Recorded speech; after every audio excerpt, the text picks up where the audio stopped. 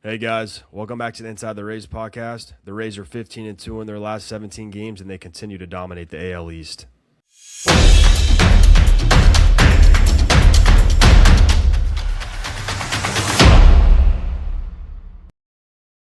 Hey Ethan, how's it going, man? Jake, I can't even believe I'm saying this, but the Rays are 27-13 to start the year. They've been playing the best baseball in Major League Baseball for the last 18 to 20 days. The team is on fire. I hope, first of all, everyone had a happy Mother's Day on Sunday, including yourself. But this team is just playing absolutely incredible baseball right now. Yeah, what they're doing against the Blue Jays and then last year's against the Red Sox, it's really impressive stuff. So to start off, we're going to start with the game that happened tonight. Blue Jays, Rays, game one. Drew Rasmussen, 6 innings, 3 earned runs. I thought he looked better than that line. How'd you think he looked, Ethan? Yeah, I think the main thing is, we kind of talked about it pre-show. The 3-run home run to Jimenez, that wasn't even a bad pitch. Like slightly elevated on in the inner half of the plate. First of all, lean on the cutter heavily. In terms of run value, it is the most valuable cutter in baseball from the start of 2025 to now. He's been unreal using that offering.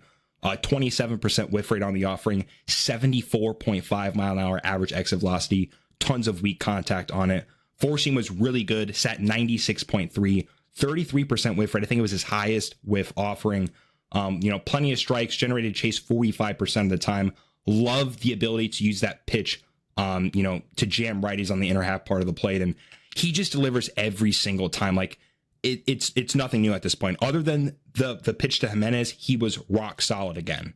And I didn't even think that was a bad pitch, honestly. It was 97, like in on the hands, and it was only hit 93 off the bat. Like it was just an odd home run, honestly. I didn't think that would get out. A lot of their hits were just weak contact. So yeah, I thought Rasmussen looked great today. And one thing to note, he threw 100 pitches. I think that's the first time all season, and obviously he didn't do that a lot last year. So nice to see him get deep in the game and kind of max out that pitch count there. So yeah, good outing for Drew Rasmussen, and we got to keep going with the bullpen, man. They've been great. Hunter Biggie, another multi-inning outing, 1.2 innings. He ended the outing with a 98 elevated to get Dalton Varsho swinging. How'd you think he looked tonight? Yeah, I think the biggest thing with Biggie, man, like we talked about it with Shane last episode, Biggie just throwing strikes. Like the stuff is so good. He was sitting 96.6 with 18 inches of IVB.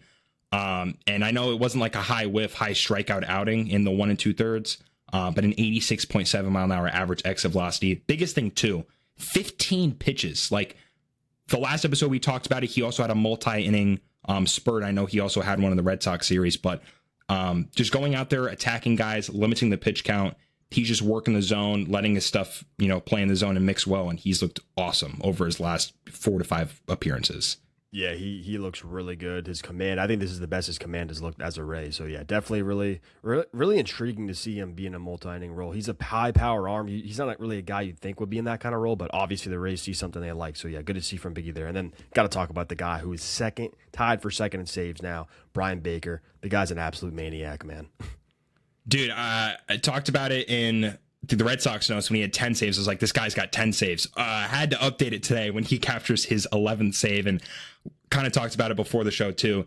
He just dropped his balls on the Blue Jays. You don't know what the mix is going to be. Sometimes he's leaning heavy changeup or slider. He was throwing his fastball 73% of the time. Oh, it was up almost a full tick. The changeup was up almost 2 miles an hour. He was sitting 97.6 with 20 inches of IVB. It's the highest his fastball IVB has sat all season. He hit 98 5 times and topped out at 98.7. Go look at Jake's page. You could see that the 98.7K at the top of the zone. What did you see from him? Because he's just been nails. Yeah, that's the one word to describe him, nails. Like the velocity separation between his fastball and his changeup is just so tough to deal with. And like you said, some outings he's heavy changeup, some outings he's heavy fastball, some outings it's a good mix. And he's got really good command. We talked about it multiple times on this podcast. When you have a closer with really good command and really good stuff, that's an elite closer, man. So yeah, and then obviously seeing him strike out a guy and then going crazy after, we'll always love it. So, yeah, always. The pitching once again good today. Then we got to talk about the offense. They started off strong with 3 runs in the first inning against Kevin Gausman, who's really tough. They scored 6 runs on him. Jonathan Aranda, absolute moonshot. What'd you see from him today? Yeah, 3 RBIs, sac fly, 2 hits, 2 batted balls over 95, 104.8 mile an hour home run, 415 feet to dead center. This guy is just such a professional hitter. Through 170 plate appearances, a WRC plus of 136. Over his last 15 games, he's hitting 346. And it's like, you're probably thinking, I think he's done, better in a more limited sample. He's hitting 409 over his last 7. I mean, this guy is having a multi-hit game, it seems like almost every day the last week and a half. He's part of the big trio that we always talk about. He's been on fire. Yeah, he's just continues to be. I mean, I keep going back and forth. Is it Junior the best hitter? Yandy, Aranda? I mean, this is 3 top 30 to 40 hitters in baseball, right? Maybe top 50. Good problem to have. It's a special trio. So yeah, good to see Aranda, and he always seems to hit in Toronto. I think to end the season last year, he got off the fractured hand or wrist or whatever it was. Such a great point. Had 2 home runs in those final 2 games. First off, to see him come back with only 1 series to go, that just kind of tells you his mentality. But yeah, he always seems to play well in Toronto, especially with the home run ball. So yeah, good to see him do that. Another guy who played well today, Richie Palacios, had 3 hits, and this is a big one because he hadn't played in I think 5 to 6 days, or at least got a start. The last one was in that Blue Jays series, that the game Ethan and I went to. But yeah, what'd you see from Richie today? Yeah, I mean, I think maybe the results haven't certainly been there this season, but I think it's always working competitive at bats. I mean, 3 hits and 3 RBIs. And I mean, you could argue it was probably his best game of the season. I know he had that clutch homer in Minnesota, but Richie looked really, really good tonight. Yeah, and then that first inning single was huge. Obviously, 1 run just to start a game is really good, but when you're facing Gausman, you have to think, if you got second and third with 2 outs and you only got 1 run, you want to put that to 3 runs. So having Richie get that big hit, I think that set the tone for the game for sure. Another guy who obviously we don't talk about much offensively, but Taylor Wallace had a nice triple in the gap. So what'd you see from that swing? Yeah, I mean, mentioning Taylor Wallace, I think had a few RBIs in some of the games we'll talk about later. But yeah, I mean, worked a nice ball to right center field and put into the gap. Biggest thing too, Hunter Fiducia was moving from first to third or first to home on that, excuse me. But yeah, I mean, Taylor Wallace has had, a few hits over the last few days, which is nice to see. But yeah, Hunter Fiducia chugging around the bases was awesome to see because his running just form is breathtaking. Yeah, it's definitely fun to see. Hey, you brought up Fiducia. I think he's got a 390 to 400 on base percentage. So if he can stay, I mean, obviously that's sample size is small, but if he could stay in that 360 to 400 range, I mean, that's a really good backup catcher and potentially a strong side platoon option. So yeah, it's good to see Fiducia continue to get on base. Another guy continuing to get on base, Chandler Simpson, 3 hits, and they were all in the 50 to 60 exit velo range, but his speed was on display tonight. Yeah, 3 hits. The funniest thing was he forced a balk, right? Pointed at Kevin Gausman. I didn't even look at the umpire, knew it was a balk. He pointed at the umpire, then he actually went to second base. The biggest thing too, he reached, got the balk, stole third, and then an errant throw from the catcher over to third, went into the outfield, then he scored. He did that with 2 outs, and he had 2 strikes on him to get on base. That is the impact that Chandler Simpson has on your ball team. He goes out there, puts the ball in play, uses his wheels, havoc on the bases. We talk about a lot of advanced stats. There's certain things that you cannot quantify what he does on a baseball field. 100%. I mean, we always talk about it on here. He makes defenders rush their throws, and we saw him force a balk from a veteran pitcher that I bet you he's only had a handful of balks, if he even has any in his career. So yeah, he actually did end up leaving the game today, but Kevin Cash today, they think is just cramps, and all the reports were really good. So he's going to be off tomorrow against a lefty Patrick Corbin, but ideally he'll be back Wednesday or the day off Thursday. We'll give him some more time to heal, and then he'll be back Friday. So yeah, good news there. Overall, really good first game of the series against the Blue Jays. So we're going to go to that Red Sox series next. We got to talk about that Mother's Day game. Nick Martinez once again. I mean, this guy's a machine. 5.2 innings of 1 earned run ball. The velo was up almost a tick and a half. So what'd you see from Martinez? Dude, him and Drew, it's just 1A, 1B for consistency at this point. 10 whiffs in 5 innings is honestly really solid from Nick Martinez. Heavy changeup was up 7% from his yearly average. Utilized at 41% to left-handed batters, 40% whiff on the offering, 83.8 mile an hour average exit velocity, plenty of chase, 80% first pitch strikes. I thought he zoned his 4-seam and his sinker pretty well, over 60% of the time. He has a 1.70 ERA in 47 and 2/3. We didn't really overreact to the spring training stuff. I know a lot of people did. I think that's completely crazy to do that. But if you were to tell me that in almost 48 innings of work to start the year, Nick Martinez would have a 1.70 ERA, he's been the best pitcher for the Rays. And this was the guy entering the season. He was probably the 4th or 5th best option that they had. Yeah, I mean, it's like every outing I keep expecting like him to have like a, not even just a blow up outing, but like a 3 to 4 earned run outing. I don't think he's given up more than 2 earned runs in a game. Like he's Right. just so consistent, and you got to love how he's always in the dugout getting the guys fired up. So yeah, Nick Martinez has been a massive signing for sure. And then we're gonna talk about the bullpen a little bit. I mean, this is just what they've been doing. Kevin Kelly, Garrett Clevenger, Baker close it out. I mean, that's kind of the, I wouldn't say that's the trio because there's other guys like Biggie and Seymour, but I mean those three have been awesome so far this year. Yeah, I mean, Kevin Kelly lowered his ERA to 3. He's allowed 0.78 whip. Dude, he has 2 extra base hits allowed in 17 plate appearances, 17 appearances, sorry. His sinker and changeup have an opponent batting average of under $170. Velo was up across the board as well. Garrett Clevenger comes in, I'm going to go 98-8 with 4 of the 5 hardest pitches of the game. And he had 2 nasty sliders for strikeouts. Like Garrett Clevenger is all the way back, folks. Yeah, he has a casual 38% whiff rate on the slider. Just complete nasty stuff. And I was talking about Bryan Baker, with the notes. Oh, he had 10 saves. He had his 11th, but he had his 10th at the time. He came in today, 96th percentile in hard hit percentage, 95th percentile in whiff percentage, 92nd percentile in barrel percentage. He has a batting average of under $143 on the 4-seam and changeup, whiff percentage over 32%. He has a whiff rate of over 30% on a 4-seam fastball.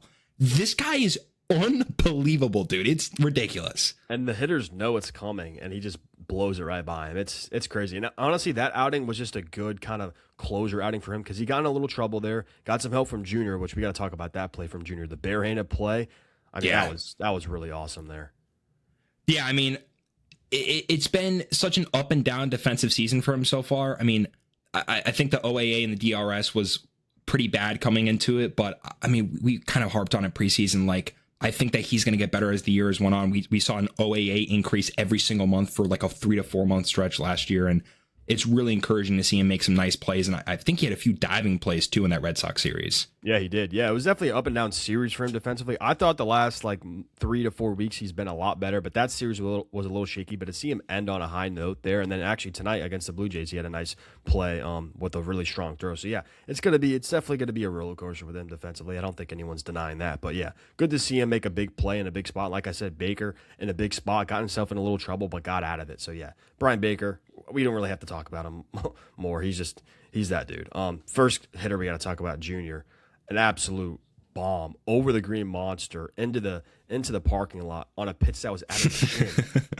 It's just crazy, dude. I think out of every swing that he's hit, other than maybe the homer in the DR, that was probably his most viral home run. Everyone was posting about how insane an 0-2 curveball basically at his shins that he's pulling 105.2 miles an hour at 404 feet.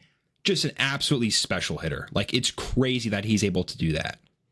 Yeah, I mean, I think on the broadcast they said either yesterday or today he's hit 5 of his 11 home runs were out of the zone, which he chased, and he still hit it. That bat control, strength, bat speed, whatever you want to call it. I mean, he's got it all. So yeah, seeing Junior, I mean, 11 home runs already. He's probably going to sleepwalk his way to another 35 to 40 home run season. And the walk rate is, I think, doubled at least. So his whiff rate has gone down by 4%. His chase rate has gone down by 4%. His in-zone contact rate is up 4%.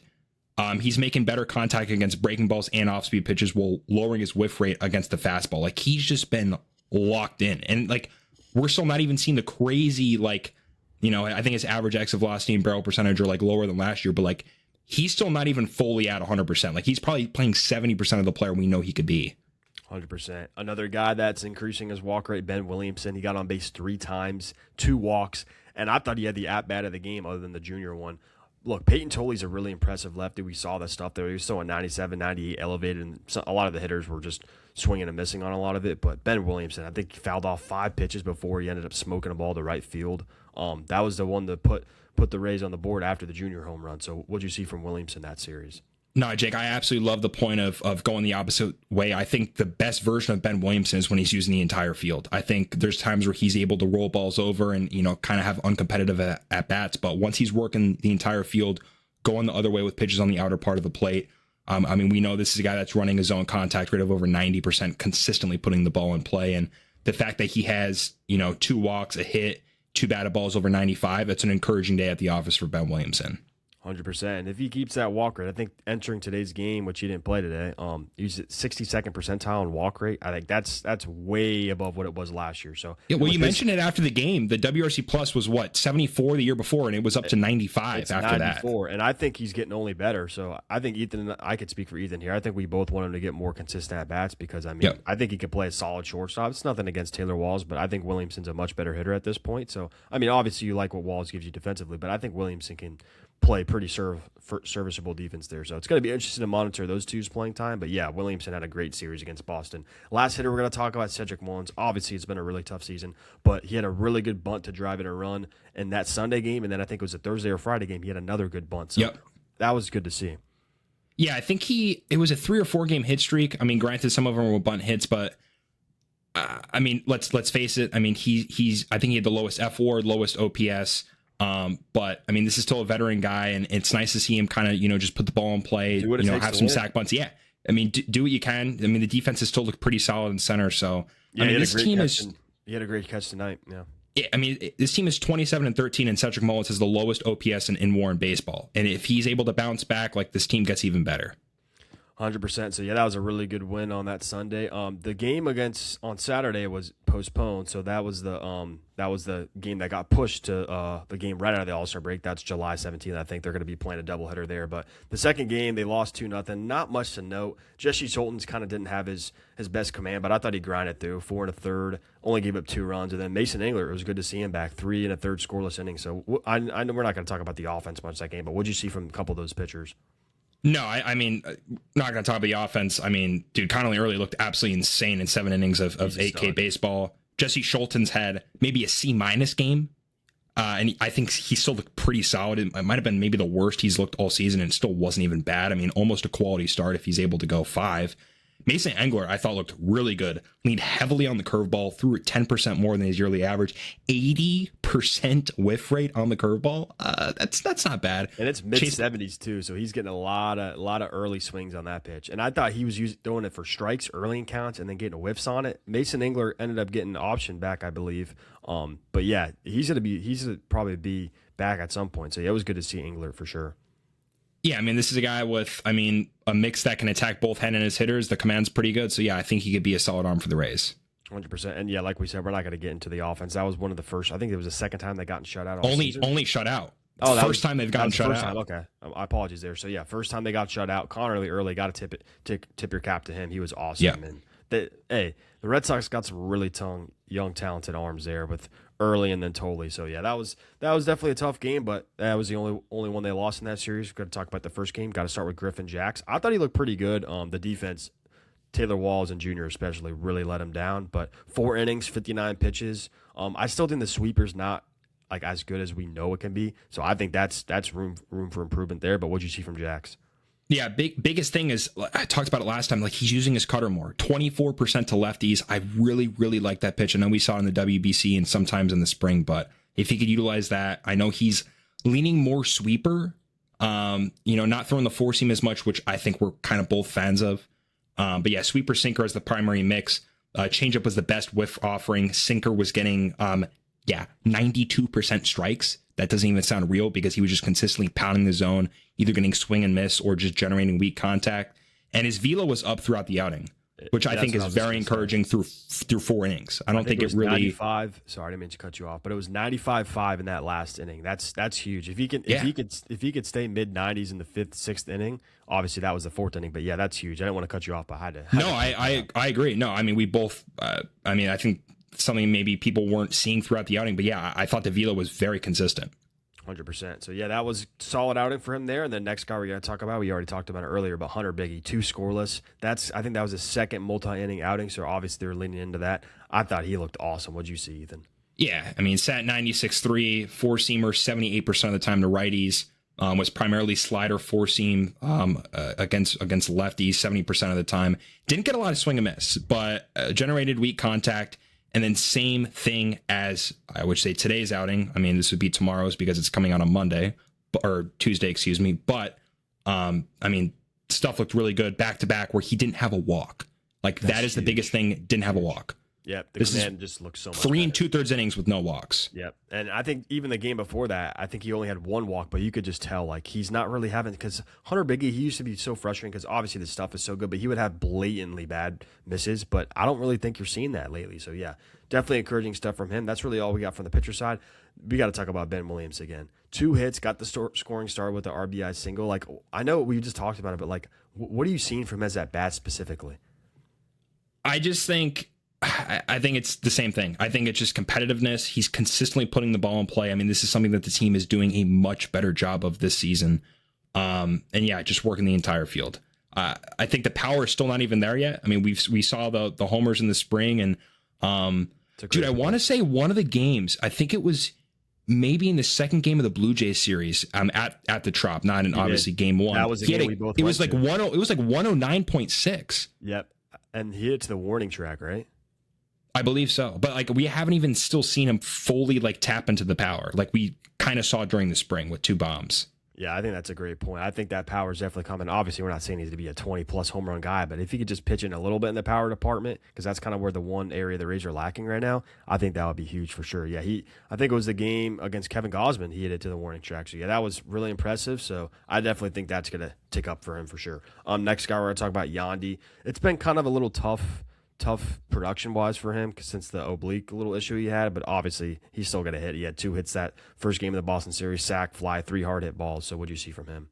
Yeah, I mean, nothing new. I mean, shout out Yandy Diaz to 1,000th career hit. I think he's the 20th Cuban-born player to do that. He just consistently smokes the ball, works, I think you mentioned it last podcast, it was like the second most opposite field home runs to Aaron Judge, consistently works the entire field, probably more than almost anyone in baseball. In terms of just spray distribution, he's just such a complete hitter. You could argue he's getting close to the best in race history, in my opinion. He's definitely up there for sure. Yeah, it was awesome to see him get that 1,000 hit. Of course, it was to the opposite field, smoked the other way. It was a ground rule double, I believe, too. So he smoked that. So hopefully, and he had a warning track shot today in the first game of the Blue Jays series. So hopefully that can get him back going. But yeah, good to see Yandy do that. Next guy, we got to talk about Chandler Simpson. Bases loaded situation on an ESPN broadcast. First off, I want to say I actually thought I was pleasantly surprised from that broadcast. I thought Eduardo Rodriguez and some of the other guys, David Ross, I thought was really good on there, and Carl Ravish did a good job. So yeah, shout out to them. But got to talk about that Chandler Simpson pinch hit RBI single. He had 2 RBIs actually on that play. Bases loaded, smoked it up the middle. What'd you see from him that game? I mean, the fact that Chandler Simpson, with 2 hits off the bench with 3 RBIs, including a triple, his 3rd of the year, once it got past the right fielder, you were like, oh my gosh, like you were thinking almost inside the Parker, honestly. Especially in that oh yeah, dude. I know, there's the pesky pole, but dude, if he can get down in there and get into those like weird dimensions, Chandler Simpson could be running forever. But yeah, the fact that he comes in, gets 2 hits with a triple, and I mean, we already talked about his 3 hits in Monday's game for the Blue Jays, so I don't know. I think we're starting to see more competitive at bats from him. I know we saw kind of that slump, but I mean, some multi-hit games after that, he's starting to kind of work the ball to all fields and use his legs and with the Gausman balk and the errant throw and scoring on that, he's back to playing Chandler Simpson baseball. It's just hitting the ball on the ground or on a line for him. Like I think he went through like a 1 to 2 week slump. I think moving to the leadoff spot might have something to do with that. Probably a little pressure on him, but I think he's getting in a groove there. But yeah, just hitting the ball on a line or on the ground. Don't want to see him hit the ball in the air because that's obviously not his game. So yeah, I think he's starting to get back in a groove. Hopefully that leg cramp or whatever it was doesn't put him out for too long. So yeah, and then the last guy we got to talk about, top off the night, Junior Caminero, 450, 114 off the bat. I mean, we always talk about what our favorite home runs we've seen from him, but I mean that's got to be up there, especially in that ESPN broadcast. I mean they were raving about him after that. Dude, I couldn't believe how fast it got out. I mean, it was like a hang time of like maybe 3 seconds. Could you imagine being so talented that you hit a ball 114.3 at 449 feet, one of your 3 hard hit balls on the day, and it's not even your hardest hit ball of the day? He had a 115.8 mile an hour. I think it was a single right up the middle. I think he hit it off. I forgot what pitcher it was, but he hit it off somebody. So yeah, it was tough. I think it was this. He had 2. It was like the top 3 balls. He had 2 of the top 3. I think O'Neal Cruz was the only guy that had the highest. Yeah, that's just. I mean, that was what a night to to just show, obviously Rays fans know, but to show other people that were watching that ESPN broadcast that, yeah, this guy's a superstar. So, yeah. And then obviously that was the first game of the series, so set the tone in that Red Sox series for sure. And then we're just going to talk about some of the other games that happened that we haven't talked about. Game 3 of the Blue Jays series, we got to talk about Shane McClanahan. I mean, he just continues to get better. No walks, 5 2/3, 10 whiffs, no runs, only 2 hits, so 2 base runners and basically 6 innings. What'd you see from him, Ethan? Yeah, I mean, we kind of talked about it. You can even argue going back to Pittsburgh. I mean, he's been really solid his last 4 starts. 45% whiff rate on the changeup, sat 95.6 on the 4-seam. He topped 96.9. I know we mentioned it a few times that he's had a few, like high 96s. He could probably flirt with 97, 98. Consistently attacking hitters. He's a 2.60 ERA in 2026. Shane McClanahan has looked all the way back. His changeup grades have looked exceptional over his last 4 to 5 starts. Not only are the results there, the stuff itself has looked much better. Yeah, I think the fastball shape is getting better. I mean, I think he talked about it. He said, maybe I won't ever have the elite fastball I used to have, but he said it's trending. It was the MLB Network interview. He said it's trending in the right direction, and you could see that. I think the slider looks really good. That game, he also used the curveball a lot, I believe, too. So, yeah. He did. Yeah, he used a curveball a lot. If he's got all 4 of those pitches going, good luck. I will say he's going to be facing the Blue Jays tomorrow, so maybe they're going to see him better. But, I mean, we just saw Rasmussen look good after facing them for the second time, too. So, obviously, Gausman, though, the Rays saw Gausman well. So, it's going to be interesting to see tomorrow how Shane does. But, yeah, he just continues to improve. And, like you said, that Pirates game, after I saw that, I'm like, yeah, I think he looked back. He's slowly turning himself into being the old Shane, so for sure. We're not going to talk too much about the bullpen, but we got to shout out Kevin Kelly, Garrett Clevenger, Baker, and Seymour, all scoreless innings. I mean, how many games in this 15-2 stretch had the Rays bullpen just completely shut it down? I mean, it's getting crazy.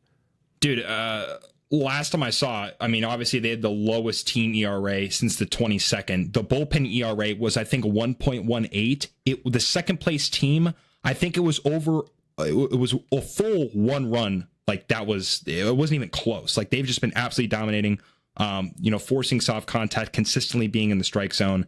It's like every person that comes in for the Rays, like I know we mentioned Bryan Baker and all these other guys, everyone that's coming into the game for the Rays has been absolutely dialed in. 100%. So, yeah, that was a really strong pitching performance from the Rays. That was another shutout, 3-0 there. Not too much offense in that game, but we got to shout out Johnny DeLuca for putting the Rays on the board. RBI double, smoked it in the right center gap. He just continues to hit left-handed pitching well. Yeah, I mean, Johnny DeLuca, I think this is the guy that the Rays kind of thought they were getting. I think just the injuries have just kind of limited his impact, but I think WRC Plus is still over 100 after some of the recent games. And I mean, we know how good the outfield defense is and his impact on the bases. I think the sprint speed is still in the 80th plus percentile. I think it's like 28.3 feet per second. Just a dynamic athlete, really good bat to ball skills. And I think this is more the player that the Rays were expecting to get. 100%. And then really the only other guy we wanted to talk about that game, Chandler Simpson. I just love when there's a guy holding a runner on first and he smokes it right by the first baseman. Like that's kind of the perfect Chandler Simpson hit because he had like 350 exit velo singles today, but he can hit the ball harder than I think people give him credit for. So I thought that was a good example of that. Yeah, just such a pesky at bat. Like, oh, God, I know Blue Jays fans on Twitter were just talking about all the BABIP stuff and the exit velos and stuff. It's like, dude, play better defense or shift better against Chandler Simpson because, like, dude, he's beaten you a few times in the last couple series. Yeah, and it's not just infield hits. Like he's getting liners over their heads. So I mean, yeah, he's a clearly a good hitter. I think some Blue Jays fans are catching on to that. Some people just can't be helped. Anyways, game 2, this is the game Ethan and I went to. Wanted to say we met each other for the first time in person. Ethan's a great guy, man. I didn't think he was that tall. He's 6'3". I'm 6'1", 6'2". I think he thinks I'm 6'3", too, because we're the same height. But I don't think I'm 6'3". Anyways, but yeah, it was good meeting you, Ethan. But yeah, we want to talk about that was another Drew Rasmussen start. Basically, it's very similar line as he did today. 6 innings, 3 earned runs. What'd you think how he looked? Yeah, I mean, just a couple of nasty front door sinkers. I mean, Drew Rasmussen, an absolute unit as well as yourself. Like I said, I think you're shorting yourself on the height. I think you might be 6'2", 6'3". It's kind of weird seeing you in person. We're like literally the exact same build. But yeah, I mean, Cutter again was the main swing and miss offering. 6 out of the 11 whiffs coming from it. Also generating an 84 mile an hour average exit velocity on 9 batted balls. Using it 40% of the time to both lefties and righties. 44% usage rate was up 7%. So he's leaning on it very, very heavily. And then also The changeup was used a little bit more, around 5%. I think it's looked, pretty solid in some of the limited starts he's had with it. But Drew's just, absolutely insane, especially what we saw last year in his 150 innings coming back from injury. He's just unreal. It's just good to see him consistently getting that sixth inning now. Because last year, obviously, they wanted to slow play him a little bit, kind of like what they're doing with Shane right now. But that's back-to-back six-inning starts for Rass. And they 3 earned runs. That's kind of a little more than you expect from Rass. But I think he's pitching better than those lines. Right. Too. We're not going to get too deep into the bullpen because we just keep talking about all these guys. But this was like one of the start of Hunter Biggie like being all the way here. That was a scoreless inning, 2 strikeouts, and then Legumina and Sulser finish it. So what'd you see from those guys? Yeah, dude, mainly like Cole Sulser, if you go and look at like his last like 19 or 20 appearances, he's been unreal. Like he has like a sub like 1.9 ERA since like 2024 with the Rays. It's he's crazy got like stuff. 50 something. The Rays metrics posted this. He had like 55 innings with his last 55 innings with the Rays are 1.8 ERA, and like he's been in a lot of high leverage situations. Like that was a save right there. Yeah, he had a save in the Guardians game too a few weeks back. Yeah, 94 elevated. I remember we talked about that. Yeah, if he can be in that 93 to 94 range with that high carry fastball and then that devastating changeup. And I also kind of like his cutter. Like his cutter, especially against lefties, he uses it like 14, 15% of the time, but he really eats up those bats kind of like Rass does. So yeah, Cole Sulser has been kind of a revelation for the Rays this year. And then Legumina, he obviously hasn't pitched much, so I'm kind of interested to see how he looks going forward. But yeah, he had a pretty solid outing that game too. So we're going to get into the offense here. Not too much in that game, but you got to start off with Jonathan Aranda. 2 hits, drove in the first run, and then Yandy eventually tied it up, and then Williamson. So what'd you see from the offense in that game? Yeah, just like a rally in the 8th, and also shout out Jonathan Aranda. I think it was a 7-pitch at bat. I think it was like a 2-0 lead from a homer and then a single from Jimenez. But Aranda's just been, absolutely unreal over the last 7 to 15 games. And then, Yanni going in with the RBI single, and then Tyler Rogers coming into that game had a ground ball rate of 70%. And then Jake Fraley comes into the 8th with the single, and then Ben Williamson comes to the plate and has an absolutely huge at bat. I think he was hitting over 400 with runners in scoring position. So he delivers, and Cole Sulser again in the 9th is nails to close the game out. It was just a solid, gritty rally Rays win. And actually, you brought up Jake Fraley. We didn't talk about him in today's game against the Blue Jays, but I thought he was also pivotal in that first inning. Smoked the ball. I think it was 106 off the bat. First off, he hasn't had an at-bat in 6 days because the Rays have just faced a lot of lefties with the Red Sox. Jake Fraley, first at-bat against Kevin Gausman in the first inning, smokes it down the right field line, and that ended up pushing the Rays to 3 runs after the Richie Palacios single. So, yeah, good to see from Jake Fraley. We always continue to say he's a solid, strong sign platoon guy. So, yeah, good to see from Fraley there. And then, yeah, Williamson, like you said, that was a huge go-ahead. That was just a gritty win, wasn't it? It was so gritty. Win. Such a gritty win. And then Cole Sulser closing games out in 2026. He's like 36 years old. It's crazy. Unk has it. He doesn't still have it. Unk has it. He's still got it, man. So, yeah, that was the second game. And then the first game, back to Nick Martinez. They only had him go 5 innings, which I thought was a little weird. But when you look at, he had 8 innings the outing before and then 7 before that. I think that's really smart. Keep his arm a little fresh. And then look at what he did the next game. Velocity was 94, 95 in that Red Sox game. But yeah, Nick Martinez, 5 innings, 1 earned run. What'd you see from him against the Jays? Yeah, sinker changeup were really good. Chase percentage of over 60%, strike rate of over 80%, consistently filling up the zone, attacking hitters, allowed 4 hard hit balls during the outing. Velo was like slightly down, but like it wasn't too concerning. The stuff still looked really, really good. You could argue Nick Martinez is maybe the most valuable signing to a team so far. Like his contract so far for the 1 year, absolute steal. 100%. And then, yeah, I'm not going to even get into the bullpen because it's all the same guys. Seymour, Kelly, Sulser, Legumina, Baker. They combined for 4 shutout innings. That's just been the recipe for success for the Rays. We got to talk about Ryan Vilade, though. I haven't talked about him in this podcast. He basically won the game for them. 3-run bomb that first inning. And Ethan and I have both been talking about it. The power is eventually coming with him. He might have struggles with fastballs in some other situations, but that was a huge hit in that situation for sure. Yeah, dude. 107 at 413. Like right off the bat, it was smoked. Also, love to see his emotion. Like I think we were just kind of waiting for the first homer. The bat speed was 84.7 miles an hour. That has to be close to his record, like swing PR. But yeah, it was nice to see him get that 3-run home run. Like I think we were just kind of waiting for it to come. And the emotion he shows when he touches home plate, gets fired up. I know, Cash was really excited when he entered the dugout. It was really nice to see from Ryan Vilade. 100%. And the Rays face Patrick Corbin tomorrow, so he'll be fit in that middle of the order. So hopefully he can have another solid game against a lefty there. And then the other couple guys we're going to talk about from that game, Aranda, 3-hit night. I mean, and then Walls on 2 RBI game. So it's good to see him pitch in there too. Yeah, I mean, this is twice Taylor Walls on the podcast for today's episode with honestly a few clutch knocks, hit and 2 RBIs, and then Jonathan Aranda. We mentioned it was like 407 over his last 7 and 340 or 360 over his last 15. He had 3 hits. Just like another low scoring, gritty game from yeah. I mean, the staff has been unreal. Like if you go and look at the ERA since the 22nd, it is like over a full run better than any other team. It's like not at close. I have average exit velocity best, hard hit percentage best, lowest walk rate, lowest amount of home runs given up. Like they are unreal right now. I have some of the stats that the Rays broadcast posted at the end of the game.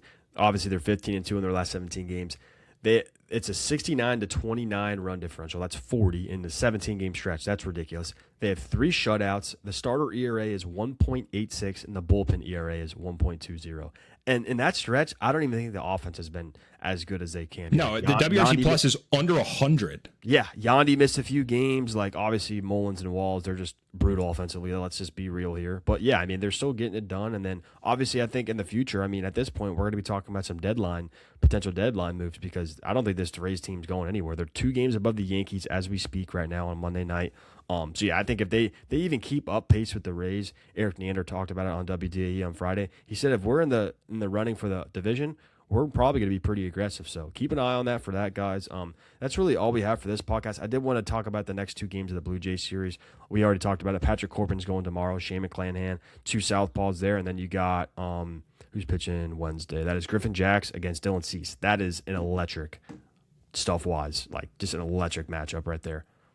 Yeah, I mean, dude, Cease has been really solid early in games, and then like 4th or 5th inning, like the pitch count goes way up. And I mean, this is a team that's going to make a ton of contact. I mean, Cease is definitely going to be trying to get his slider playing off of his fastball at the top of the zone and try and induce whiffs, but get to him early, put the ball in play. I mean, kind of like we saw against Kevin Gausman. I mean, dude, they looked really, really good against him. I want to say, I mean, it was like 7+ hits against Kevin Gausman, a guy that's just one of the better right-handed pitchers in baseball. Try and get him early, and then Patrick Corbin. 10 hits against Gausman. Yeah, that's nuts. Impressive stuff. And a lot of it was hard contact. Like, say what you want about the Rays offense. Yes, a lot of the guys don't hit the ball hard. Today, they smoked the ball. That's just an objective fact. Yeah, I like our chances against Patrick Corbin. Granted, like he's been pretty good over his last 4 starts. Like I will give him credit. He has been good. But I like our chances against lefties. I mean, you could see Ryan Valade definitely being in there, Ben Williamson in there. Just work some competitive at-bats. I mean, I think this team is just better against lefties. Maybe not in terms of like the overall metrics, but I think just making contact, putting the ball in play, working consistent ABs. They've been fantastic at it the last 18 to 20 games. I think I saw a stat. I don't know the exact number, but I think they're 9-1 against lefty starters this year. So if you were to tell us that entering the season, I'd tell you you're absolutely crazy. I agree, man. I agree. Yeah, the last couple of years, the Rays against lefties have been really tough, but obviously with the addition of Valade, Williamson, and then DeLuca being healthy, and then obviously the big 3. I mean, and then with Simpson can handle lefties as well, too. Obviously, he's not going to be in the lineup tomorrow, as Kevin Cash said, but yeah, really, really strong 15-2 stretch for the Rays. We're going to be back with you guys on Wednesday or Thursday to break down the final 2 games of the series, and then play the Marlins at home. So I might go to one of those games. I love those Rays Marlins games. So yeah, anything else, Ethan? No, I'll definitely be at 2 of those games, and maybe next podcast we might mention it. But Baseball America did their top prospect rankings, and there were some new names on the Rays list. Some guys that we have been harping on this podcast so far. Absolutely. So yeah, a lot of good stuff to be talking about right now as a Rays fan. So yeah, thank you guys for tuning in, and we'll see you next time.